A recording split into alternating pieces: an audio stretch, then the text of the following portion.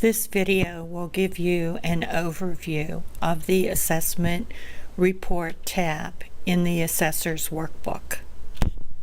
I have highlighted sections of this tab that will mark where you need to type directly into this tab before the report is considered complete. As I scroll down, you can visually see that the highlighted areas are minimal. You will type into each of these merged blocks, and this text needs to be typed directly into the assessment report. Most of the other information comes from the tabs. As you complete each tab, information will flow over and complete the other sections. So you can see that at the very beginning of the report there are areas that you will need to type into. At the top of the assessment report tab, you will see the navigation link that says Go to Tabs. This appears on the top of every tab. You've seen this as you've gone through the other spreadsheets as part of this workbook. If you click on Go to Tabs, you get a list of the different tabs, and if you choose one, it will take you to that particular tab. I will click on Go to Tabs again and choose Assessment Report, and it comes right back to the Assessment Report. Now this report actually has different sections, and if you click on Go to Report section, you'll see that we have the executive summary, benchmarks, and so forth. These are all the different parts of this finished client assessment report. If I wanted to go down to the area that talks about office equipment, I will click on office equipment and it brings me right down to there. If I want to go to the top of the worksheet, I will just click on that and I'm back at the top. Off to the right of the assessment report, in an area that will not be printed as part of the report, is information that is usable by you in order to complete the assessment report. It would be a good idea to look at these modules for information, or if you have a question as you're completing the report. As part of this tab, we are using macros and formulas and Visual Basic language that could be compromised if you start adding or deleting rows. So we want you to follow this guide that tells you how to safely add a row, and it also will show you how to merge a block of rows, for instance, like this one. If you find that you need more space in a text block like this one, you can go over into the center, one of the center rows, and stretch that area and make it larger so that you can add text to it. The other thing I want to mention is that when you're using these text blocks, try not to type in the last row. Sometimes when you convert a file to PDF, it will cut a tiny portion off of the letters in that last row. So try to leave a blank row at the very end. Now I'm showing you an example of a completed report that's ready now to be set up to save as a PDF for the client. As you can see, the name of the client is typed in and all the assessment team involved, and nice pictures were added.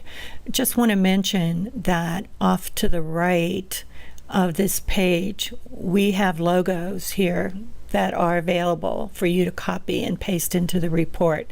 Keep in mind that everything to the right of the report are not visible when you make this report into a PDF. And as we scroll down, you'll see all the information has been completed. They've typed in an introduction, the facility description, and the summary of energy benchmarks. Here's an example of the information that has been brought over automatically. If I click on this cell that has 667 in it, up above, you'll see that it is brought over from a different tab.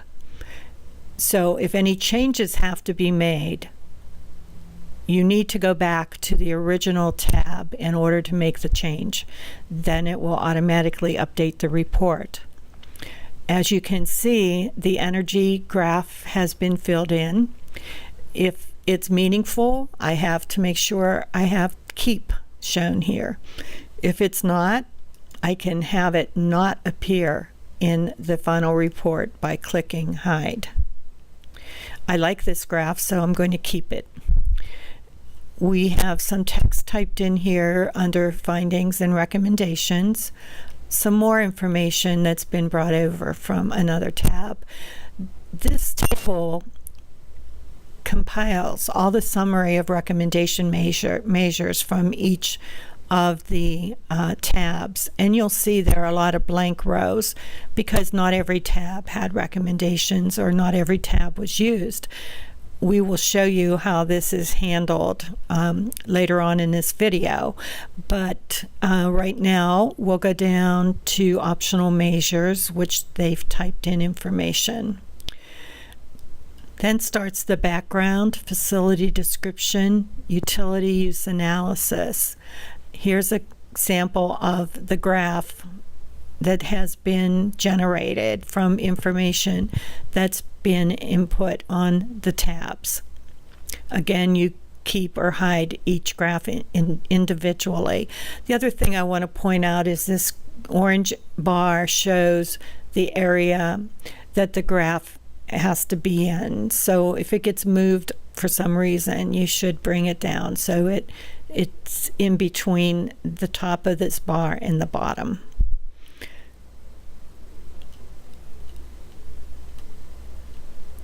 Incandescent, you'll notice, doesn't have any text that would have been brought over from the incandescent tab. It has no information in the table. All the zeros are in the total column, and we'll show you what happens when we're ready to finalize the report.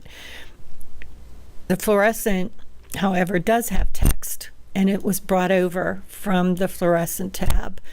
And the numbers in this table have been brought over from the fluorescent tab, and you see there are totals. So we did use these tables. But you'll notice that there are a lot of blank lines. The only line we're using in this one is this line 518. So we'll need to do some cleanup on that. High bay lighting. They have entered information, so that table is meaningful. And as we scroll down, most of these have no information in them. So once we get to the bottom of the report, and I'll just scroll down slowly so you can see that there's information that has been input, but not in every one of these office equipment tables. And here's a water efficiency details graph.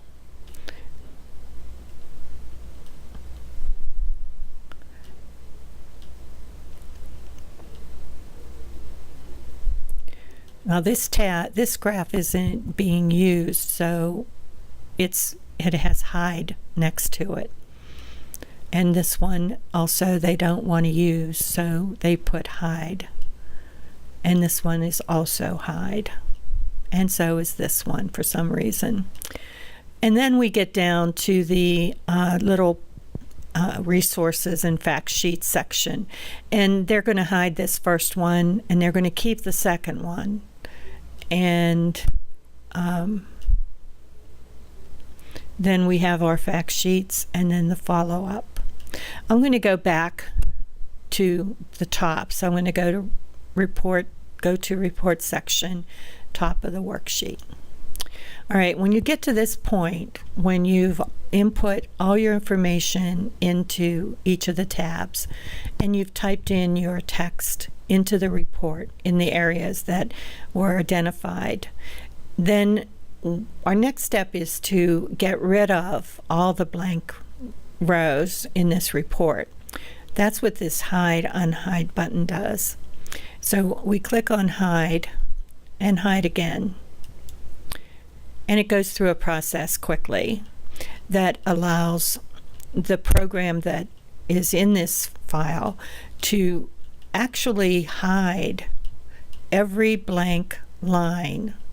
This table that had all the blank rows in it is now condensed down to only those rows that have information typed in them.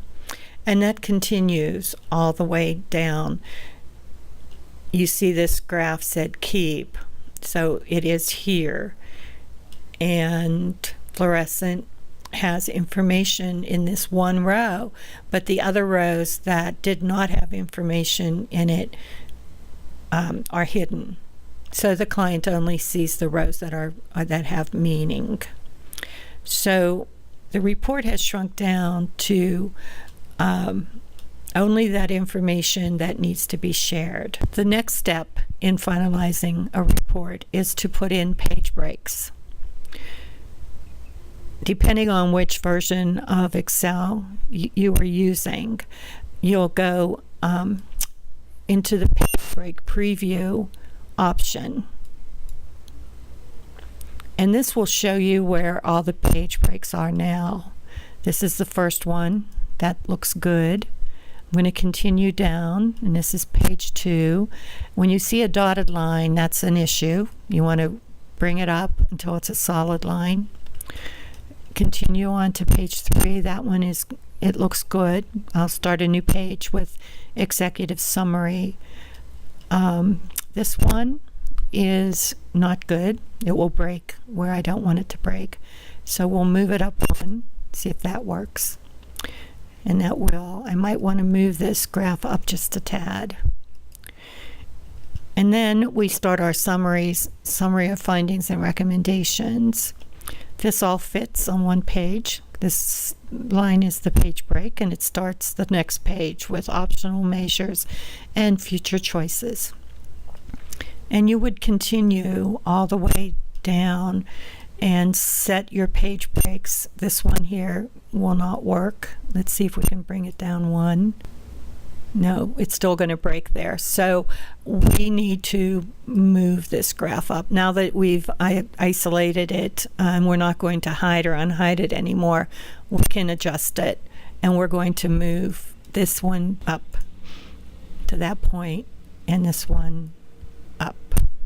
So now we only have one page. This graph will be on its own page. Recommendations, now we'll start a new section, and these are the tables. We need to move that one up one, and that'll all fit on one page. If you want to keep the high bay lighting details text with the table, you just move that up there, and it will all now be on one page together. And you would continue doing that down to the end of the report. After that step is completed, you'll want to do File, Save As, and you will change it from Excel macro enabled workbook to PDF and say Save. This is what our finished report looks like in a PDF format. I'll just scroll quickly through it.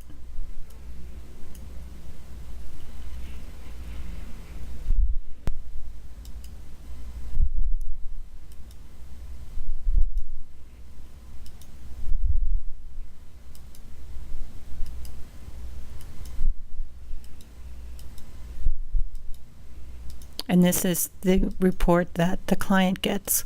They don't get the whole workbook. They don't get any of the notes that are off to the right. They just get the final report. Usually the reports are 12 to 14 pages. This one has 16 pages, actually 17. That is the completion of this training video. If you have any questions, you can always email me or call me in the Asheville office. Good luck.